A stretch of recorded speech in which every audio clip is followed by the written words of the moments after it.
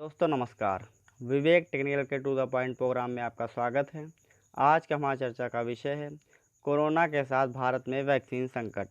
करीब 6 महीने पहले जब भारत में कोरोना के मामले में गिरावट देखी जा रही थी, तब शायद ही किसी ने सोचा होगा कि भारत कोरोना महामारी की दूसरी लहर का गवाह बनेगा। लेकिन ऐसा हुआ और भारत पूरी तरह कोरोना महामारी की चपेट में आ गया। शायद यही कारण है कि भारत की स्वास्थ्य सेवा बेहद ख़राब हो गई है। इसी प्रकार जिस तरह से भारत दुनिया भर को कोरोना वैक्सीन दान कर रहा था, उसमें कभी नहीं लगा कि यह देश भी कभी वैक्सीन की संकट से जूझेगा। लेकिन ऐसा हुआ और अब हेल्थ केयर सर्विस के साथ साथ भारत में टीके के सार्वभौमिकरण को भी झटका लगता हुआ दिख रहा है। भले ही भारत सरकार ने 18 साल के ऊपर के लोगों को टीका लगाने का ऐलान कर दिया है, लेकिन जिस प्रकार से राज्यों ने हथियार डाल दिए हैं, उससे ऐसा लग रहा है कि भारत में टीकाकरण की योजना प्रभावित हो सकती है। इसकी एक वानगी यह भी है कि दुनिया भर को वैक्सीन निर्यात करने वाला भारत अब खुद ये वैक्सीन आयात करने पर मजबूर है। खबर के मुताबिक भारत अपने मित्र देश रूस के स्पुतनिक वी की 13 लाख वैक्सीन आयात कर रहा है। इतना ही नहीं, भारत में निर्मित हो रही वैक्सीन के लिए जिस कच्चे माल की आवश्यकता होती है, भारत उसके लिए एक भी दूसरे देश पर आश्रित है।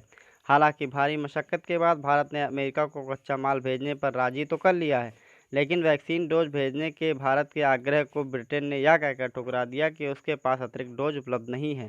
सीधे तौर पर यह कहा जा सकता है कि यह दुनिया भर को वैक्सीन बांटने वाली मोदी सरकार खुद वैक्सीन डिप्लोमेसी में पिछड़ती हुई दिख रही है। सवाल है कि अपनी वैक्सीन के जरिए दुनिया के देशों की मदद करने वाला भारत क्या इस संकट की घड़ी में वैश्विक सहयोग का हकदार नहीं है?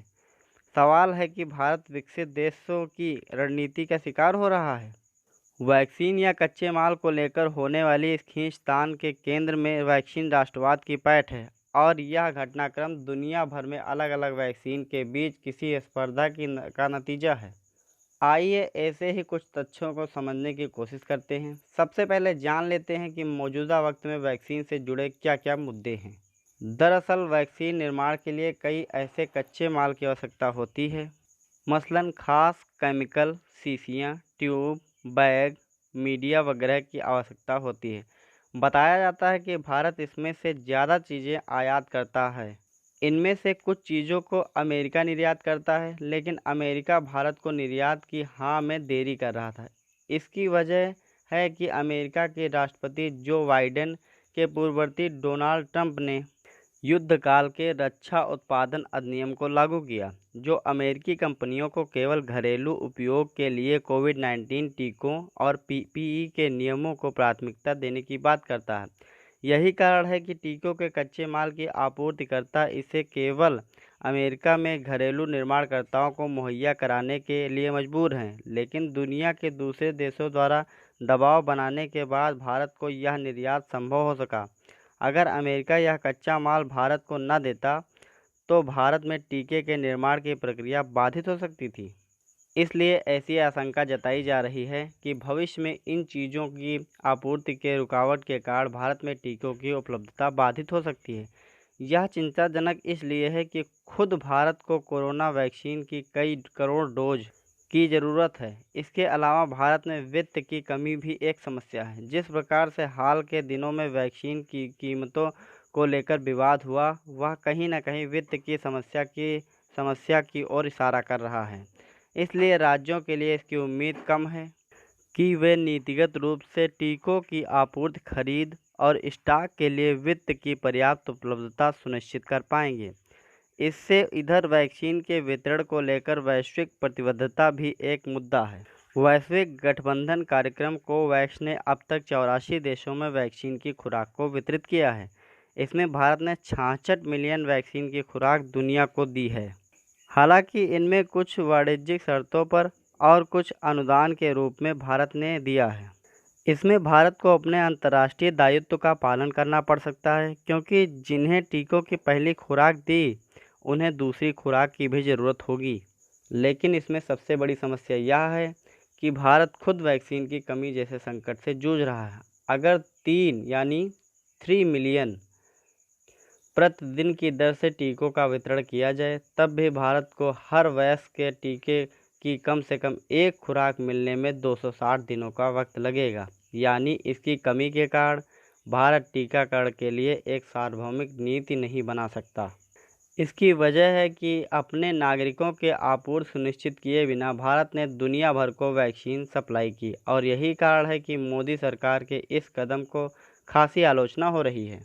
हालांकि भारत ने ऐसी वैक्सीन मैत्री के तहत किया, लेकिन जब भारत के लिए ही मदद के दरवाजे बंद हो गए हैं, तब सरकार का यह कदम अपने पैरों पर कुल्हाड़ी मारने जैसा प्रतीत हो रहा है।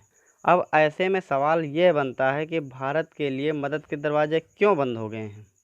दुनिया इस बात की गवाह है कि जब वैश्विक शक्तियां जब वैक्सीन राष्ट्रवाद के सह दे रही थीं, तो भारत एक अभिभावक की तरह और उदारता के साथ दुनिया के कोरोना के वैक्सीन की खेप भेज रहा था। हमने आपको यह पहले ही बताया है कि लगभग 66 मिलियन यानी 6 करोड़ 60 लाख वैक्सीन की डोज दुनिया भर में भारत भेज चुका है। यानी जिस तरह भारत ने दुनिया के देशों के लिए स्वास्थ्य सेवा की, उसी प्रकार भारत को भी हर संभव मदद होनी चाहिए थी। लेकिन वैक्सीन के मामले में ऐसा नहीं हो रहा है।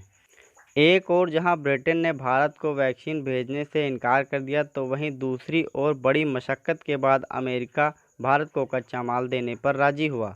इसमें कोई दो राय नहीं है कि हाल के वर्षों में भारत और अमेरिका और भारत के बीच नज़दीकियां बढ़ी हैं। लेकिन इसके बावजूद कई मौके ऐसे आए हैं जब अमेरिका ने भारत को असहज किया है। डोनाल्ड ट्रंप सरकार के समय भी कई मौके पर भारत को असहज होना पड़ा। हालांकि जो बाइडेन बनने के बाद यह माना जा रहा था कि जो बाइडेन ट्रंप की राह पर नहीं चलेंगे, लेकिन वैक्सीन को लेकर अमेरिका राष्ट्रवाद की ओर चल पड़ा और इसीलिए वह अंतर्राष्ट्रीय आवश्यकताओं को किनारे रखकर घरेलू ज़रूरतों को प्राथमिकता दे रहा है। एक दूसरी वजह वैश्विक राजनीति भी है, जहां वह भारत और चीन को अलग अलग तरह से प्रतिसंतुलित करने की कोशिश करता है। इसीलिए एक तरफ अमेरिका क्वाड के जरिए भारत की तरफ आता है, तो दूसरी तरफ नॉन टैरिफ वॉरियर व मानव अधिकार उल्लंघन जैसे आरोप लगाकर भारत के प्रति संतुलित करता रहता है। इसके अलावा एक बात यह भी है कि सीरम इंस्टीट्यूट ऑफ इंडिया की वैक्सीन्स बनाने की क्षमता पूरी दुनिया में सबसे ज़्यादा है और भारत दुनिया के देशों को वैक्सीन वितरित कर वैक्सीन निर्माण के क्षेत्र में अपना लोहा मनवा चुका है और अमेरिका दुनिया के बाज़ारों में अपनी पैठ बनाना चाहता है। वह वैक्सीन के स्पर्धा में अमेरिका वैक्सीन के बाज़ार को ढूंढ रहा है, इसलिए वह यह नहीं चाहता कि भारत वैक्सीन के क्षेत्र में वैश्विक पटल पर अपने योगदान में सबको प्रभावित करे। ऐसे में सवाल यह भी बनता है कि आगे की राह क्या होनी चाहिए।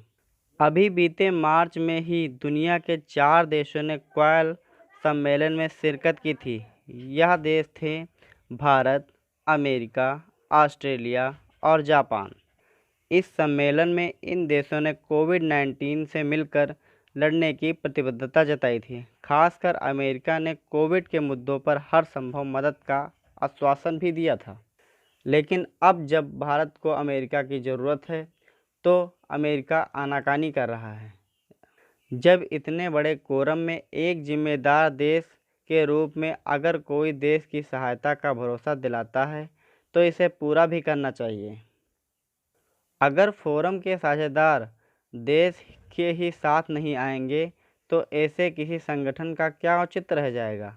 अगर भारत के नज़रिए की बात करें, तो इसे घरेलू उत्पादों को प्रोत्साहित करना चाहिए। घरेलू स्तर पर टीकों के निर्माण से जुड़े मामलों जैसे वित्त की समस्या, प्रोजेक्ट को जल्दी मंजूरी वगैरह को सुलझाकर वैक्सीन के निर्माण में तेज़ी लाने की ज़रूरत है। चूँकि इस कार्यक्रम को लंबा चलने की उम्मीद है, इसलिए समय के साथ इसके क्रियान्वयन के बेहतर होने की भी उम्मीद करनी चाहिए। इससे इसकी दक्षता में भी वृद्धि होगी। इससे भारत को टीके के साथ समझ-बूझकर फैसला लेना होगा। अगर किसी भी देश को निर्यात करने से पहले अपनी ज़रूरतों को ध्यान में रखना होगा। भविष्य के लिए अपने स्टॉक को सुनिश्चित करने के बाद ही भारत को वैक्सीन निर्यात के बारे में सोचना चाहिए। गौरतलब है कि भारत का कोविड-19 अभियान एक ऐतिहासिक अभियान है। भारत न केवल अपनी आबादी का ख्याल रख रहा है, बल्कि दुनिया के देशों की सुरक्षा के लिए उन्हें वैक्सीन मुहैया करवा रहा है। इससे भारत ने खुद को दुनिया में सबसे बड़े टीका उत्पादक के रूप में स्थापित किया है। अतः भारत को वैक्सीन के उत्पादन व उसके उत्पाद से जुड़े मुद्दों की पहचान करने की ज़रूरत है, ताकि सभी समस्याओं का निराकरण कर कम से कम समय में देश की बड़ी आबादी तक वैक्सीन की पहुंच सुनिश्चित हो सके। तो दोस्तों, यह जानकारी आपको कैसी लगी हमें कमेंट बॉक्स में ज़रूर बताएं। तब तक के लिए धन्यवाद।